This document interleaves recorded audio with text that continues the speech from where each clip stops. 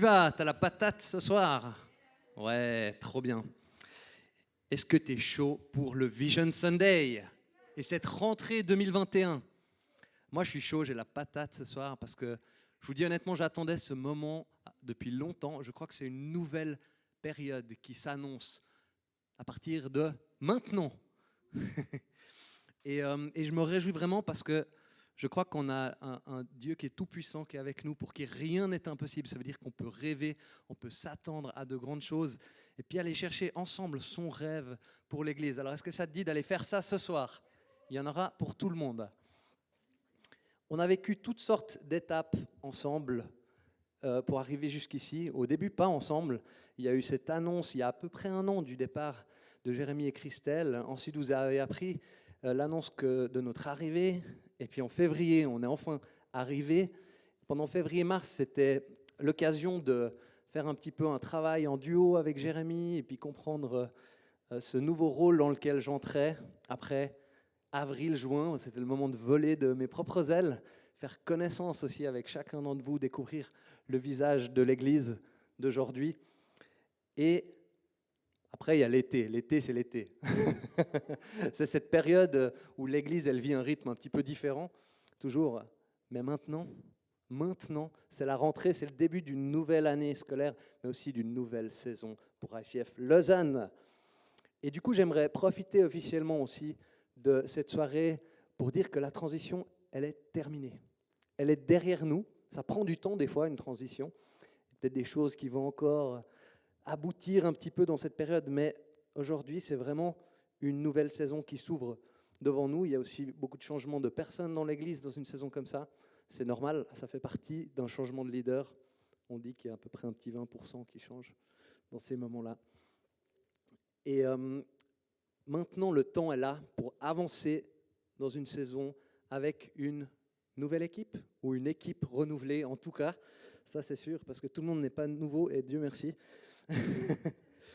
Mais je crois vraiment que c'est le temps de passer la deuxième vitesse. Et une nouvelle phase pour construire et développer, rêver l'Église ensemble, être en mouvement.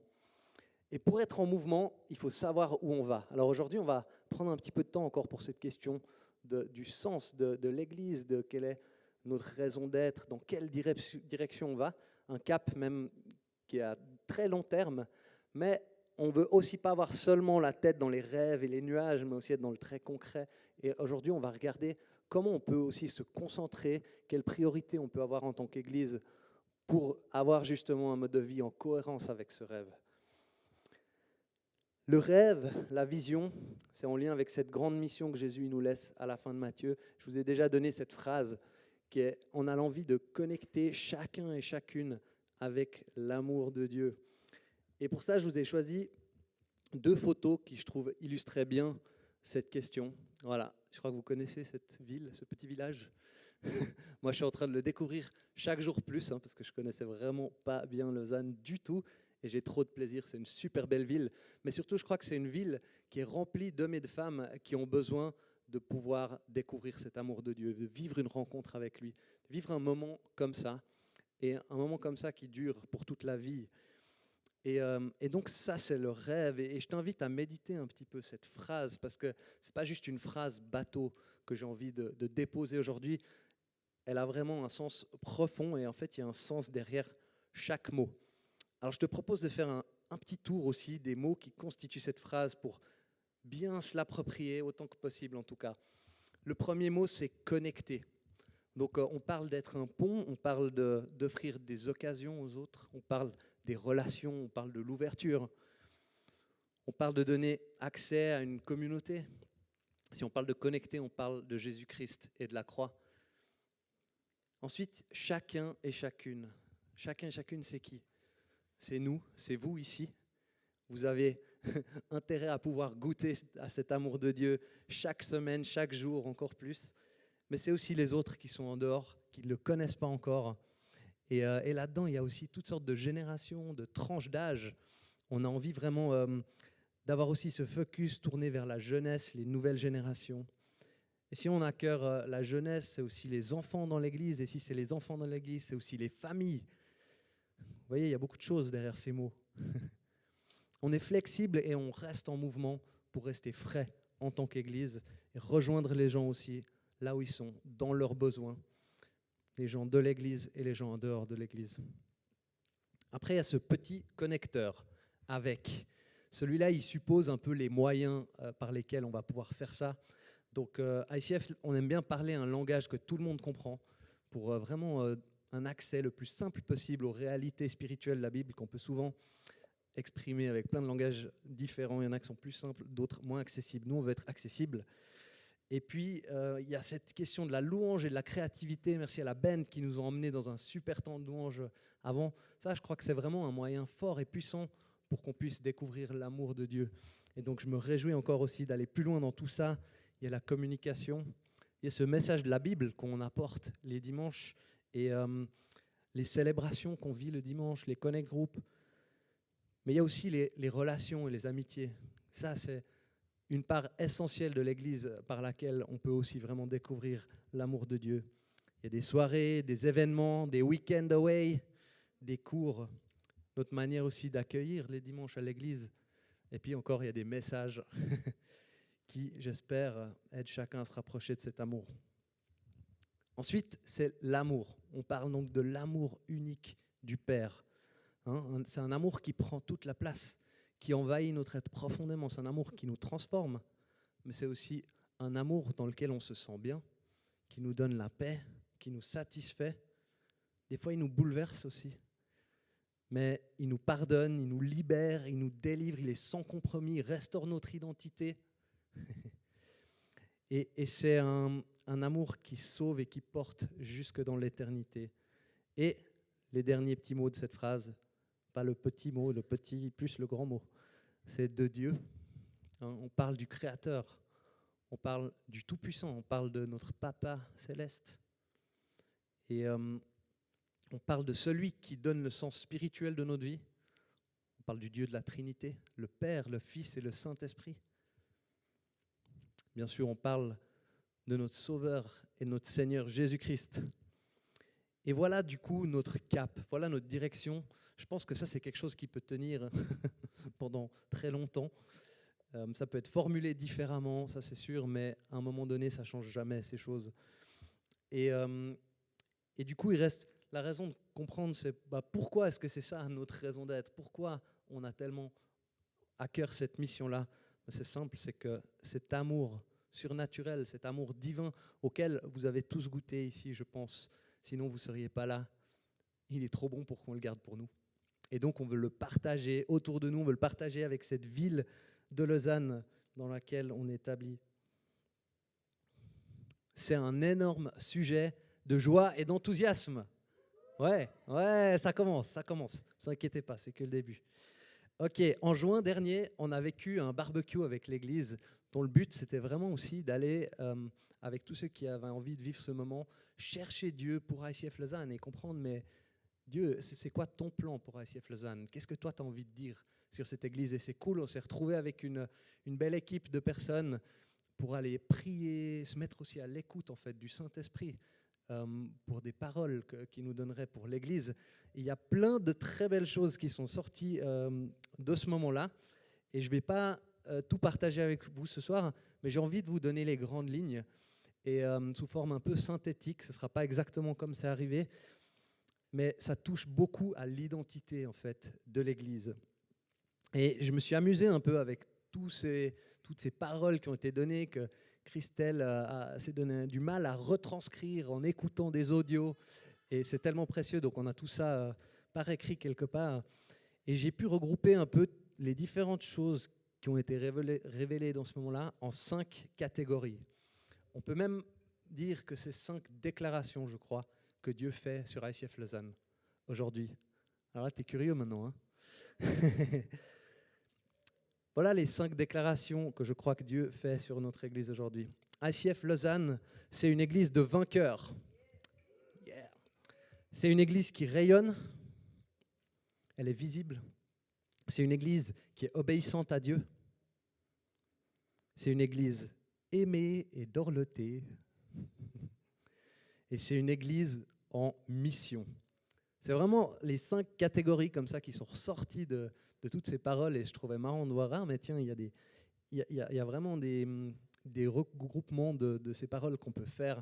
Et je te propose du coup de découvrir quelques-unes. Une église de vainqueurs, voilà les choses qu'on a reçues. Vous êtes la tête, pas la queue. Dieu veut nous donner un esprit de force et pas de faiblesse, un esprit de courage et pas de peur. Dieu veut aussi penser des blessures pour renforcer les gens, avoir une armée qui soit forte à l'intérieur et à l'extérieur. C'est une église dans laquelle il y a l'autorité de Jésus et les forces du mal de ce monde ne peuvent rien faire contre. C'est une église dans laquelle Dieu travaille et rétablit des communautés, une église qui est un enfant de Dieu, et quelqu'un qui avait une vision des connect groupes qui forment des racines tellement profondes qui viennent fortifier le centre de l'église, et une église dans laquelle il y a une grande paix qui est sur nous. Une église qui rayonne, une église qui est visible et attrayante, quelqu'un qui a reçu ça. On est appelé en tant qu'église à passer de l'ombre à la lumière, et cette lumière de Dieu est tellement forte et attirante pour les gens autour de nous. On est appelé à être cette lumière à Lausanne. Ou encore quelqu'un qui voyait au pied d'un gros rocher une muraille sombre, pas accueillante, mais tout à coup envahie d'une grande paix. Et cette muraille après devenait une tour au sommet de laquelle baignait une éblouissante lumière qu'on pouvait voir vraiment de loin. Donc en lien avec ce verset d'être sel et lumière, et puis la ville qui est sur la montagne, qui n'est pas censée être cachée, ou qui ne peut être cachée. Ok, maintenant on arrive sur la troisième déclaration, c'est un peu différent. Une église obéissante à Dieu. C'est intéressant, mais pas moins important. Voilà ce qui a été dit. Nous sommes une église attentive à Dieu, obéissante à son maître, un peu comme un chien à son maître. Il y avait cette pensée, quelqu'un qui a eu la pensée de la pêche miraculeuse, où les disciples sont découragés, mais ils obéissent en jetant leur filet, encore une fois, et les remontent beaucoup de poissons. Et puis il y avait cette image du diapason, avec cette question de nous mettre au diapason du cœur de Dieu, en tant que personne, mais aussi ensemble, les uns avec les autres. Et donc d'obéir à sa volonté parfaite au travers de ça. Je pense que c'est la catégorie préférée maintenant, une église aimée et dorlotée. Et c'est celle qui avait le plus de choses, honnêtement, donc peut-être que ce n'est pas pour rien. Mais nous sommes ces enfants bien-aimés en tant que groupe et en tant qu'individus. Une église aussi avec la diversité de personnes, une église qui a combattu durement, et le Père veut en prendre soin, la dorloté. Une église où chacun est appelé personnellement à vivre quelque chose de plus grand, mais aussi en communauté. Une église où l'identité est rétablie, restaurée, renouvelée. Une église où les gens grandissent dans les dons spirituels qui se multiplient et où il y a la place pour la guérison physique et une identité restaurée. Il y a des choses qui reviennent comme ça. Une église dans laquelle il y a beaucoup d'amour.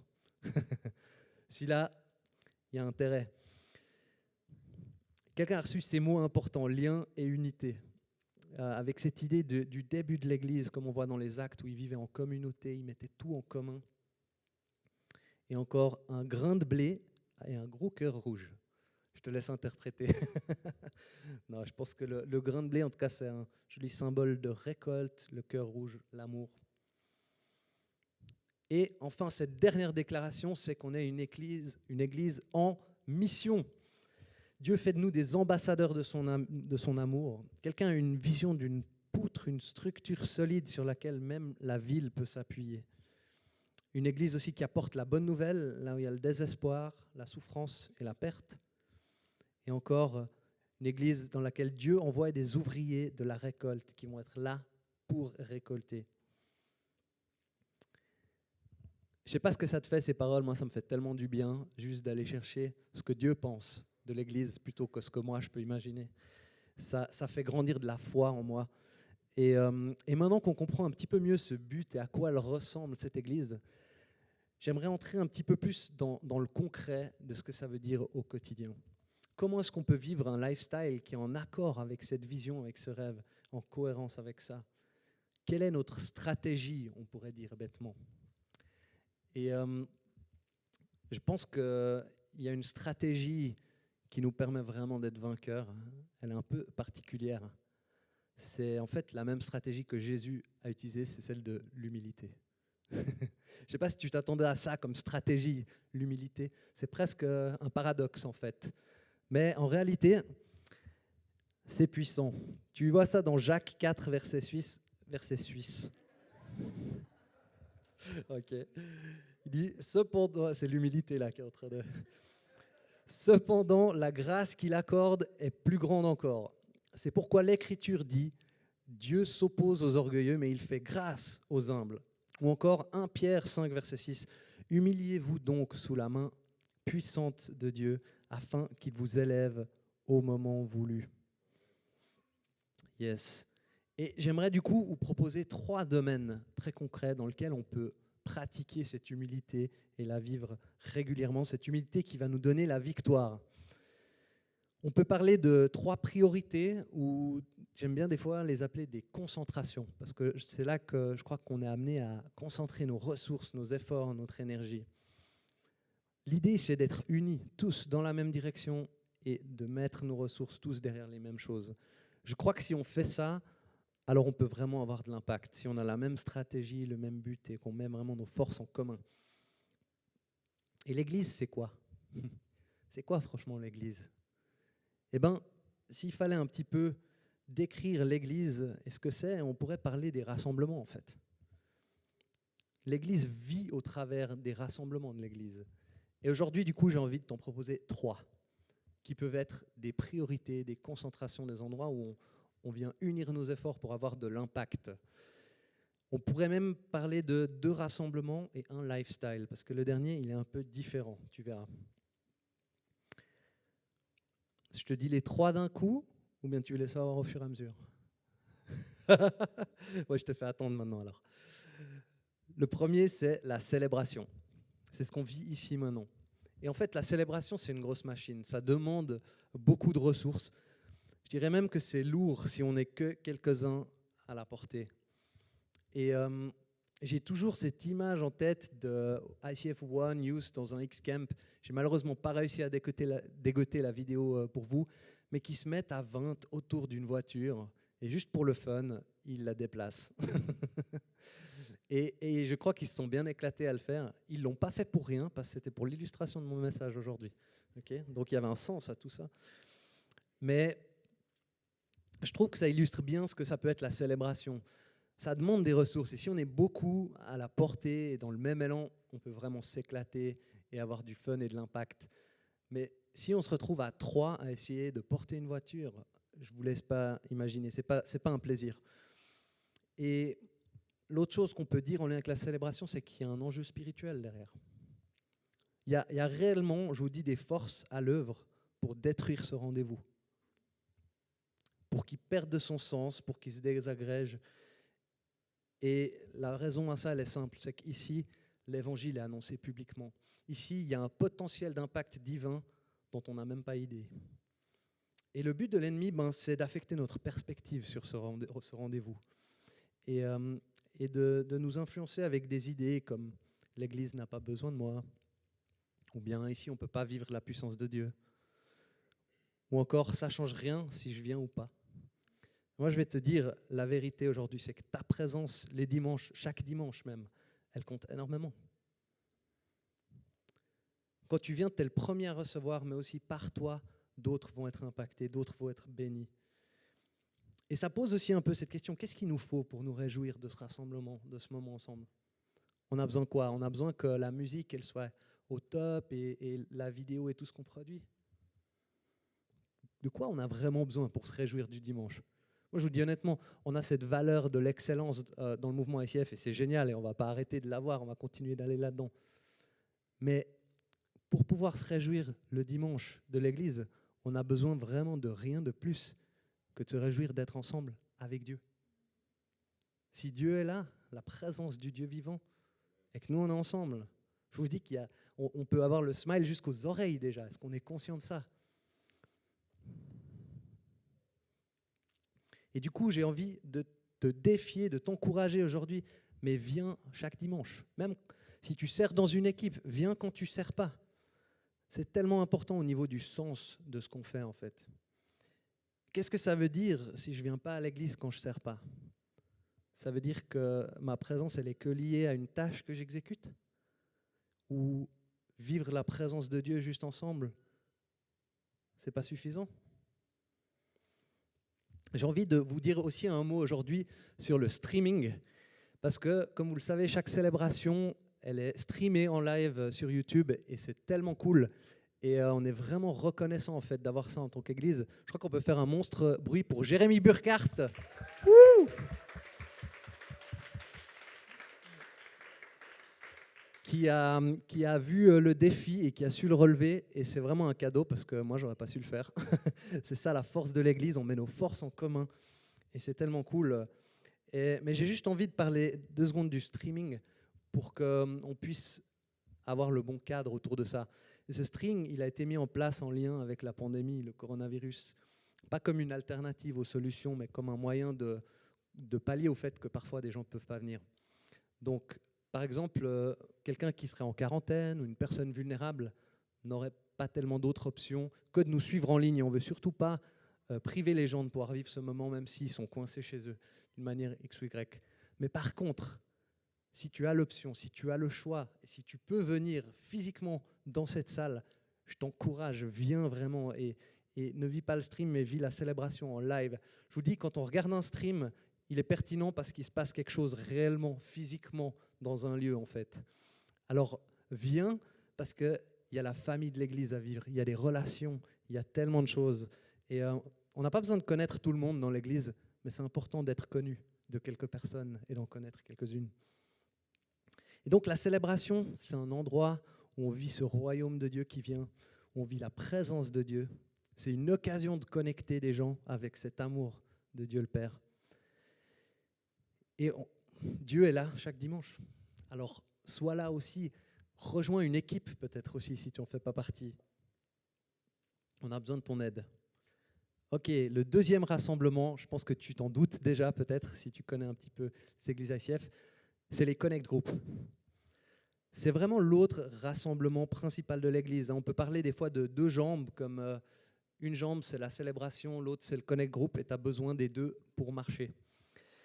Et dans notre manière d'envisager l'Église, il y a vraiment ces 2 rassemblements qui ont une valeur et un sens assez différents. Et donc, cette fois, le Connect Group, c'est en plus petit comité. Et là, c'est l'occasion de vivre les relations de manière encore plus personnelle, plus en profondeur, de grandir dans notre spiritualité aussi, dans un cadre plus intime, mais aussi dans un chemin, une vie de disciple avec Jésus, de grandir dans l'enseignement de la foi, de se soutenir les uns les autres dans nos défis quotidiens, de vivre aussi la croissance en intégrant des nouvelles personnes dans ces groupes de maison, mais aussi grandir dans le leadership, en étant transformé pour pouvoir prendre de plus en plus de responsabilités pour Dieu. Il y a vraiment aussi un enjeu de lever, de former des leaders dans les Connect Group. Et si on veut être pertinent en tant qu'Église, je crois que c'est un chemin obligatoire. Il n'y a pas d'autre moyen d'avoir de l'impact. Alors aujourd'hui, je t'encourage, rejoins un groupe de maison si tu n'es pas encore dans un groupe. Il y a des nouveaux groupes qui sont en train de prendre forme, il y a de la place pour toi. Alors parle à Christelle qui s'occupe de ça, viens vers moi. Et on se fera un plaisir aussi de te diriger vers ce rassemblement de l'Église que, honnêtement, je vis ça depuis 15 ans. Et là, depuis que je suis arrivé à Lausanne, je n'ai pas pu tout de suite avoir un groupe parce que j'ai fait la visite des Connect, il y a eu l'été, tout ça. Et je vous dis, ça me manque, quoi. Ça me manque tellement parce que c'est tellement bon de vivre ces moments ensemble les uns avec les autres, en toute simplicité. On mange un morceau, on prie. Et quand tu le fais fidèlement et régulièrement sur de nombreuses années, tu vis des transformations trop puissantes. L'auteur de l'Épître aux Hébreux, il avait bien compris ça, et il en parle dans Hébreux 10, 25. Il nous dit ça. N'abandonnons pas notre assemblée comme certains en ont l'habitude. Ils avaient un enjeu apparemment autour de ça. Mais encourageons-nous mutuellement. Faites cela d'autant plus que vous voyez s'approcher le jour. Voilà, il sait qu'il y a un enjeu sur cette question et qu'on a besoin de s'encourager les uns et les autres à être présents, parce que être présent, ça compte énormément. Ok, ma 3e priorité pour toi aujourd'hui, c'est probablement la plus importante si tu devais en retenir une. Il s'agit de ta passion pour Jésus. Il s'agit de cette relation personnelle avec lui. Il s'agit de ton envie de voir son royaume venir, de vivre, d'être passionné par son corps, l'Église, le corps du Christ. C'est cette envie de vivre le Saint-Esprit, d'être rempli de lui tous les jours. Le fuego, quoi. S'il fallait en parler comme un rassemblement, alors ce serait le plus petit de nos rassemblements. Juste toi et Dieu, ton culte perso, ton rendez-vous quotidien avec lui. Ou peut-être en couple aussi, des fois, ça peut être une manière cool de le faire. Et du coup, j'ai envie de t'encourager aujourd'hui. Cultive cette passion que tu as pour Jésus et son Église. Cherche vraiment à être rempli du feu du Saint-Esprit et reste passionné avec l'envie de voir des gens le découvrir pour la première fois, de voir des conversions, de voir des baptêmes, de voir des miracles. Ce feu, cette passion-là, je vous dis, c'est le moteur de l'Église. Et c'est ce qui vient alimenter les deux autres rassemblements. Jésus a dit à ses disciples de s'occuper du royaume de Dieu en premier. Tu lis ça dans Matthieu 6, verset 33. Recherchez d'abord le royaume et la justice de Dieu, et tout cela vous sera donné en plus. Et on peut remplir nos vies avec tellement de bonnes choses, mais à tel point qu'il n'y aura plus le royaume de Dieu si on ne le met pas en premier. Jésus savait ça. Du coup, il dit, mettez le royaume de Dieu en premier et vous verrez, vous allez être bien plus satisfait, vous aurez tout ce dont vous aurez besoin, mais vous pourrez le savourer d'une manière bien plus grande. Je crois vraiment profondément à cette vérité-là. Et je vous parle aussi de ce verset parce que je crois qu'il va falloir faire des sacrifices. Si on veut voir une église puissante et pertinente, si on veut vivre l'église de Jésus comme il la voit, alors il y a un prix à payer. Et on va peut-être devoir lui consacrer notre meilleur temps et notre meilleure énergie. Ça va aussi peut-être vouloir dire de dire non à toutes sortes de choses, peut-être des très bonnes choses en elles-mêmes, mais qu'ici on leur dit oui, ça sera toujours une limite pour l'Église que Dieu a envie de bâtir. On ne va pas dire non à tout, mais à certaines choses, oui. Je crois vraiment qu'il faut qu'on commence avec cette question du royaume, des choses de Dieu, et après, il y a de la place autour de ça. Donc cette passion pour Dieu, c'est le moteur, c'est ce qui donne du sens au dimanche. Si on est ici et qu'on n'est pas passionné par Dieu, on va rater, on va passer à côté de quelque chose. C'est pareil au niveau du Connect Group. Et si on a cette passion pour Jésus, qu'on voit clairement son rêve, son but, je vous dis, les sacrifices, ils ne sont pas si difficiles à faire. Ils deviennent beaucoup plus faciles en fait. Et on entend dans le discours de quelqu'un qui a de la foi. Ça se voit dans un enthousiasme, une passion. C'est peut-être l'inverse d'une indifférence, la foi. Quelqu'un qui a la foi, il a des attentes positives. Et il y a quelque chose qui est différent dans sa perspective, dans son regard, dans son dynamisme.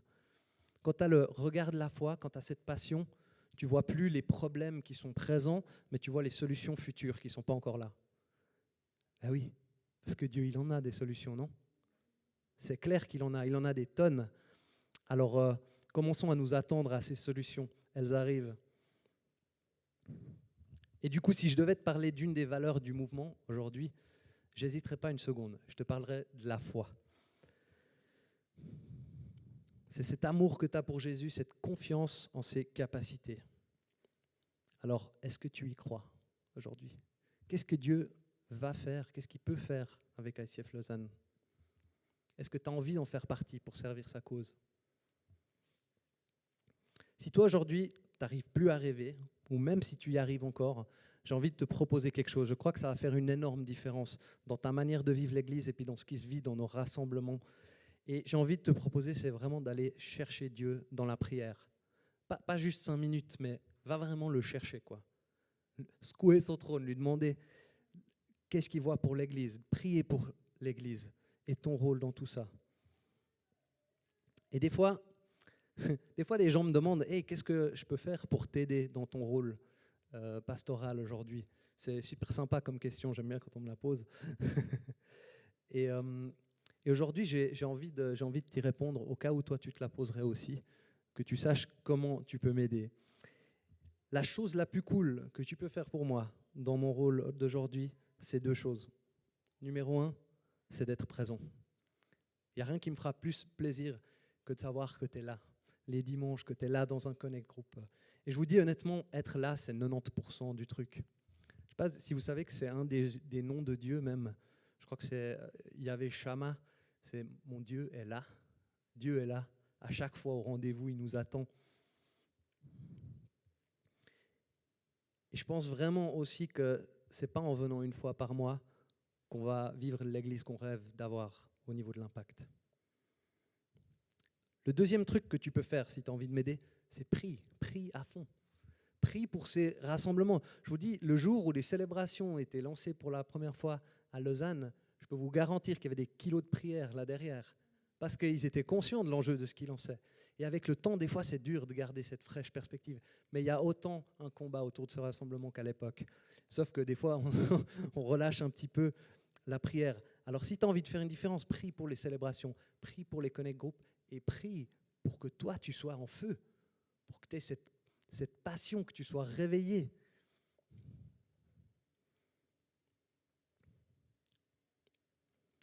Je vais m'arrêter là pour la vision. On a un cap à long terme, on a des moyens très simples en fin de compte, mais c'est des fondamentaux, je crois, pour aller de l'avant, des manières concrètes desquelles on peut participer à cette vision.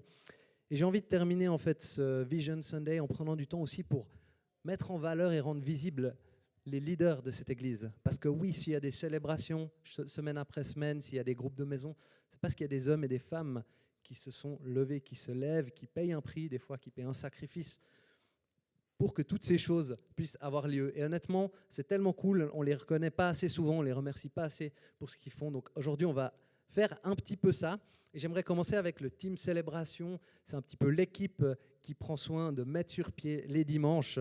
Et je vais leur demander de me rejoindre sur scène. On va voir combien de personnes on peut aligner et rester Covid-friendly. Sinon, on fera par vague. Mais du coup, on a Juliette qui s'occupe du ministère de la louange. Faites du bruit pour Juliette. Ouh.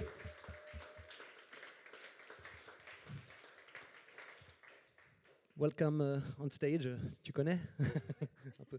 Oh, et vous avez vu ces chaussures, truc de dingue. Ça, si tu es à la maison, tu ne peux pas les voir en vrai. Hein.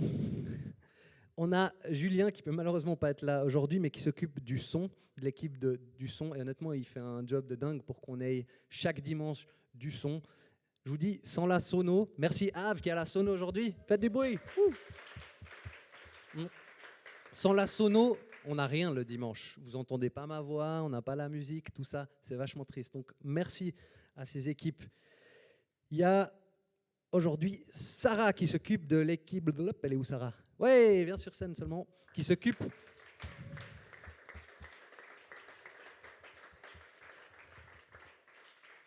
Sarah, elle s'occupe de l'équipe de l'accueil pour nous accueillir. Chaque dimanche, il y a toujours quelqu'un qui est là à la porte pour prendre les inscriptions. Et cette équipe, elle fait aussi un travail précieux depuis le Covid pour préparer la salle, la nettoyer après, gérer les inscriptions, tout ça.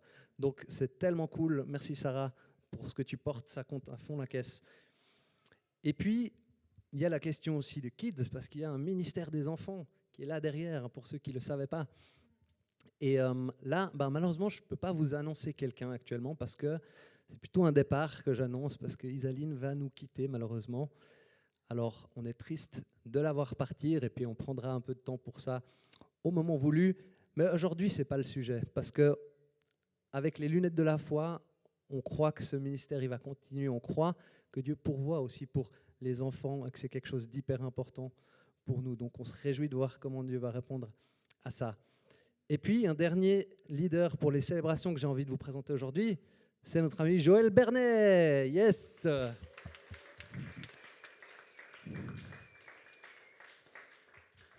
Et Joël, vous l'avez vu depuis quelque temps sur scène en tant qu'MC. On l'aime beaucoup dans ce rôle, on l'aime beaucoup tout court. Et du coup, il a accepté aussi de reprendre le lead de cette équipe pour qu'il y ait un peu d'organisation plus concrète qui se passe autour de tout ça. Donc, je me réjouis vraiment beaucoup de faire équipe avec lui dans ce rôle-là et cette partie de l'aventure. J'ai envie de te dire aujourd'hui, ils ont tous besoin de ton aide. Et si toi, tu nous suis en ligne, ils ont besoin de toi ici.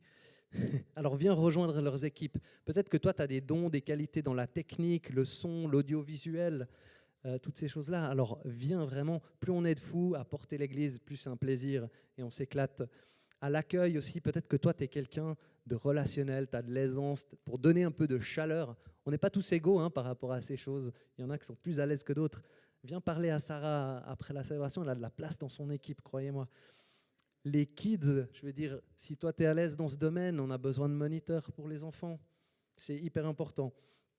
Et puis si toi tu as des dons avec tout ce qui est réseaux sociaux, une sensibilité dans la communication, viens me parler après la célébration.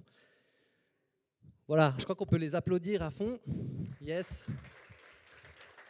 Merci le team Célébration pour tout ce que vous faites, c'est trop cool. Ok, le moment est venu de parler du staff. Et oui, parce que ICF Lausanne a un staff, c'est une énorme équipe composée de juste Christelle et moi, mais pas des moindres. Et je pense qu'en fait, c'est le bon moment pour la remise du prix de l'employé de l'année. Qu'est-ce que ça vous dirait? Alors, je propose de voir qui a gagné le prix de l'employé de l'année cette année. Ah, tiens. Christelle, tu peux venir me rejoindre sur scène. On a aussi une avec les yeux ouverts, hein, si jamais. C'est méchant, hein, je prends des photos comme ça au bureau. Mais ouais, aujourd'hui, j'avais vraiment envie d'honorer Christelle parce que je ne sais pas si vous en êtes rendu compte et on peut vraiment aussi passer à côté de ces choses si on ne fait pas attention. Mais Christelle a un peu tout traversé là, au niveau équipe de leadership, au niveau une ère entre deux pasteurs. Et elle a vraiment été, je pense, l'élément charnière de stabilité entre deux périodes complètement différentes. Et franchement, ce n'est pas facile à faire. Parce que ça demande de faire un deuil, de voir des gens partir, de changer des coéquipiers, mais d'être la personne forte qui reste. Et puis, il faut s'adapter constamment parce que le nouveau gars, il fait tout différemment. Et puis, ah ouais, tu crois, tu vas voir. Et honnêtement, Christelle, elle fait un job remarquable. Vraiment, elle a payé un prix aussi, mais pour apporter de la stabilité à l'Église. Et je suis extrêmement reconnaissant pour ça. Donc aujourd'hui, on voulait vraiment t'honorer, Christelle, par rapport à ton rôle.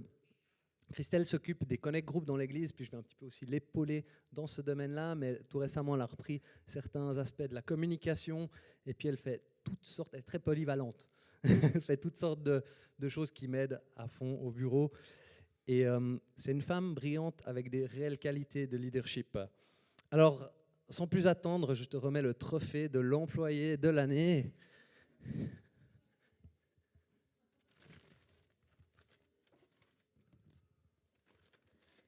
Ok. Alors, voilà, Christelle, un super guerrier pour une super guerrière. Hein. Vous connaissez Broly? On l'appelle le guerrier légendaire. Et je pense que franchement, Christelle, vous demanderez à Manu si c'est comme ça quand elle s'énerve, mais c'est un peu une légende pour nous aujourd'hui. Voilà, alors j'espère que ça ira bien avec la déco du nouvel appart, je ne suis pas sûr. Ah, il y a une petite carte thank you et puis un carnet aussi. Je trouvais que le carnet, il était adéquat. Il dit think, idea, try, do again and again, keep doing and success. Alors voilà, je te souhaite tout le succès dans la suite des aventures. Et puis, si tu veux rendre Christelle heureuse, rejoins un Connect Group. Voilà. Yes, c'est bon, tu peux reprendre place. Et merci encore Christelle pour tout ce que tu donnes. Ok, j'ouvre une nouvelle catégorie de leaders dans l'Église. C'est quelque chose qui est un petit peu en cours en ce moment, qu'on est en train de travailler. Et du coup, j'ai choisi de les appeler les Key Leaders. Mais si vous êtes à ICF Lausanne depuis un moment, vous les connaissez très bien du coup, parce que c'est Ave et Nati qui sont là parmi nous et qui sont à ICF Lausanne depuis une vingtaine d'années. Alors faites du bruit pour Ave et Nati. Vous pouvez venir, vous pouvez me rejoindre sur scène.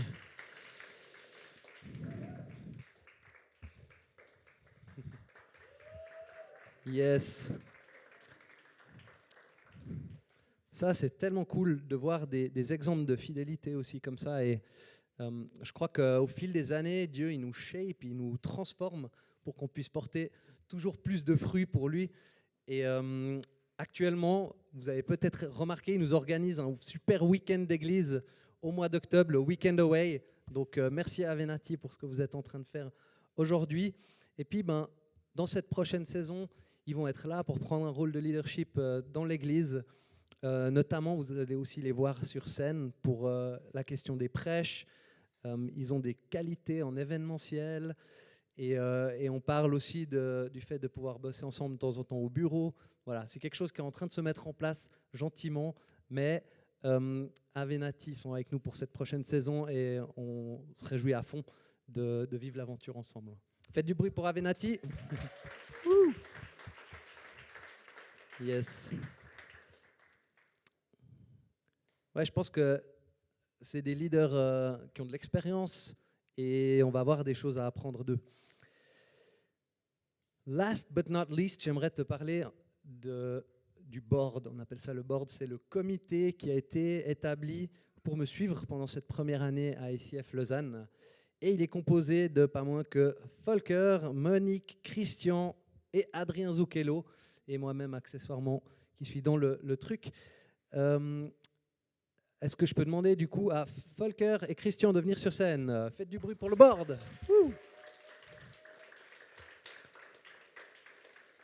Voilà, ils représentent à 50% aujourd'hui. Mais je vous dis honnêtement, ils ont un rôle qui est tellement précieux pour moi et pour l'Église aujourd'hui, parce que je sens vraiment leur soutien en fait. En tant que leader, ils sont là derrière moi, mais ils sont aussi devant. Ils sont partout. Ils ont des ministères, je veux dire, vous les avez vus prêcher. Et aujourd'hui, ils ont un rôle clé dans le fait d'accompagner l'Église dans cette période.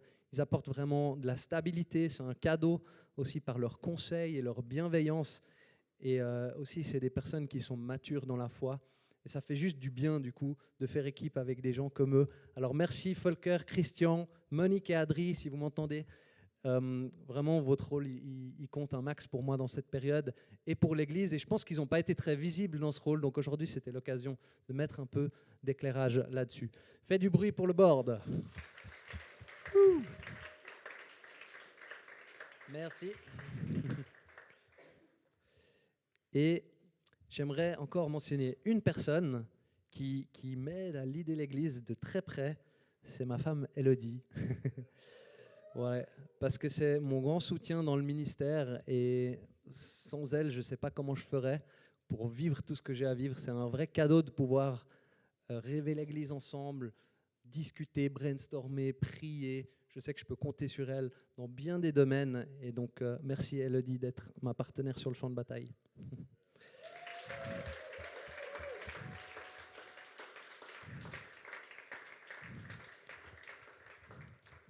Donc, toutes les personnes qui sont venues sur scène, après, vous pourrez vous relever et revenir et vous mettre à 1,50 m des uns des autres. Ce sera marrant. Et peut-être que toi, aujourd'hui, tu n'es pas sur scène et tu te dis, mais alors, et moi dans tout ça, quel est mon rôle? Qu'est-ce que ça change? Qu'est-ce que ça veut dire pour moi? Est-ce que je peux faire une différence? Et j'ai envie de te dire, oui, tu peux faire une différence. Je vais te dire même plus que ça, c'est on a besoin de toi pour faire la différence. Parce que l'Église, c'est nous, c'est toi, c'est moi. Et on peut être ensemble une arme pour exprimer et propager l'amour de Dieu. Je termine un petit peu cette partie encore avec une dernière question. Qui c'est qui aime perdre ici dans cette salle?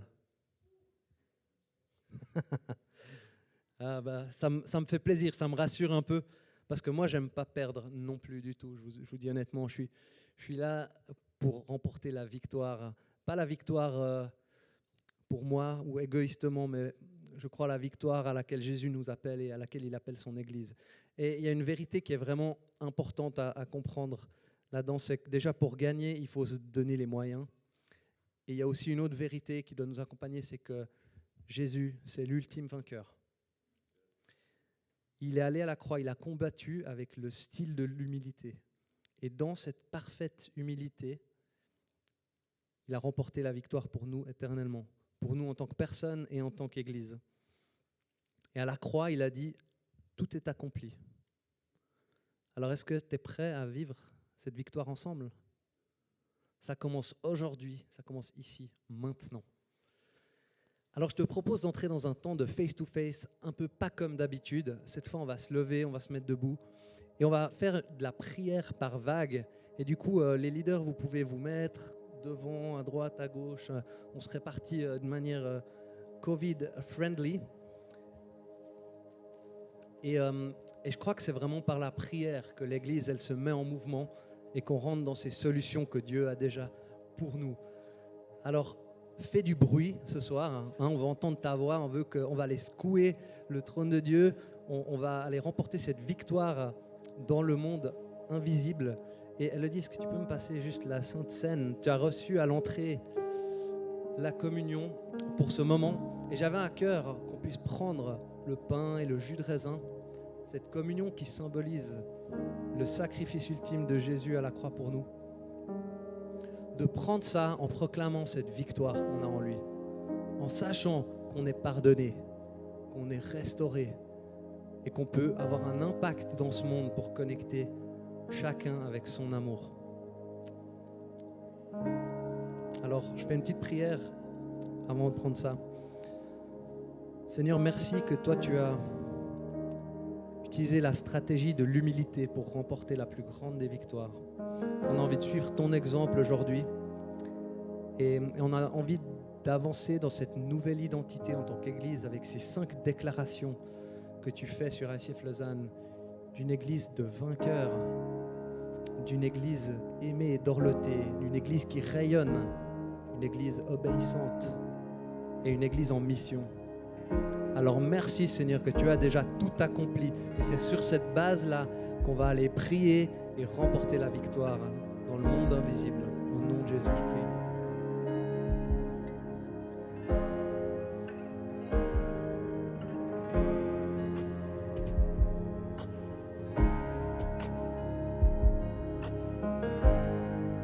Voilà, alors tu peux prendre le pain et le vin.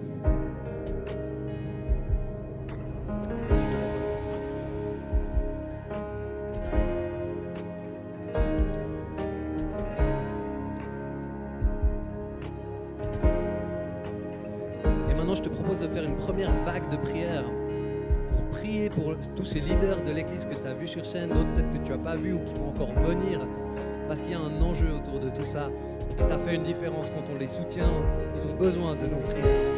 Alors c'est parti, élève ta voix maintenant et Jésus, on te remercie pour tous ces hommes et ces femmes qui se lèvent chaque semaine, chaque jour pour toi.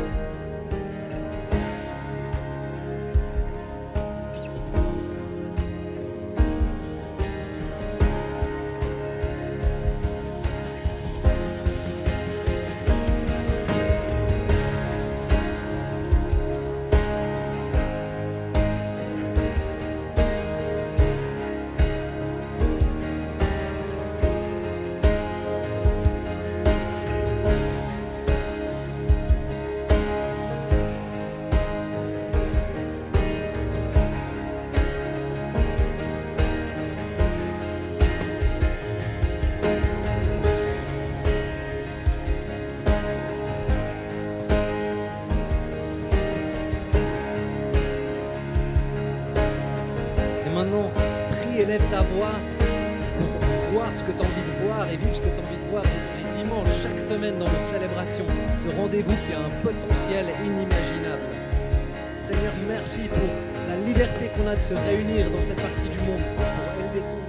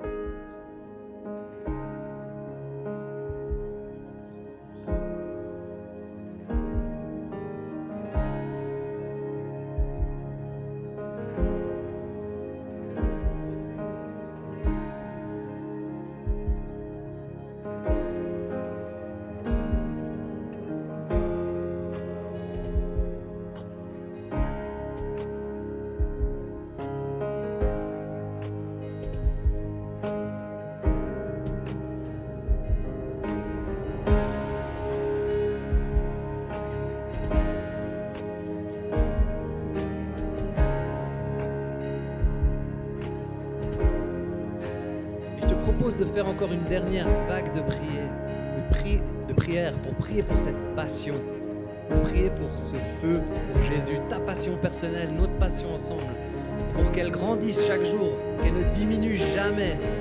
Alors Seigneur, merci parce que tu nous as donné le don de ton Saint-Esprit, ce feu du Saint-Esprit qui remplit nos êtres avec l'amour du Père que tu déverses en nous, Seigneur.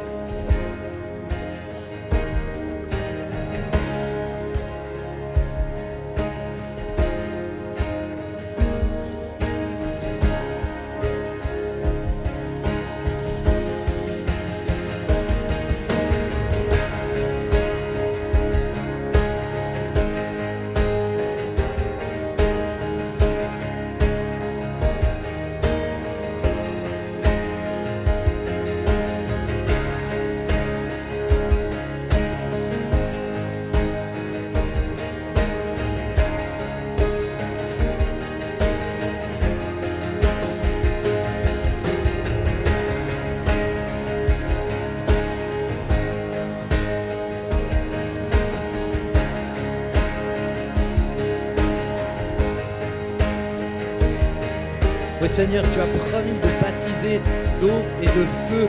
Et on te remercie pour ce feu, ce baptême de ton Saint-Esprit qui nous envahit et qui change tout dans notre vie, qui nous aide à comprendre ta parole, qui nous aide à marcher avec toi et dans ta grâce, Seigneur. Merci Seigneur qu'on peut t'aimer parce que tu nous as aimés en premier.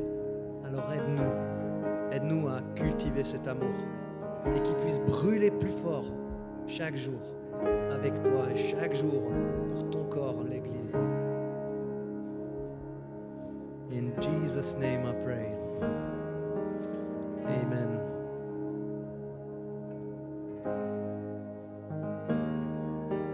Je te laisse profiter encore de ce temps, reste dans ce moment avec Dieu, avec la band qui nous emmène dans un petit moment de louange encore. À tout à l'heure.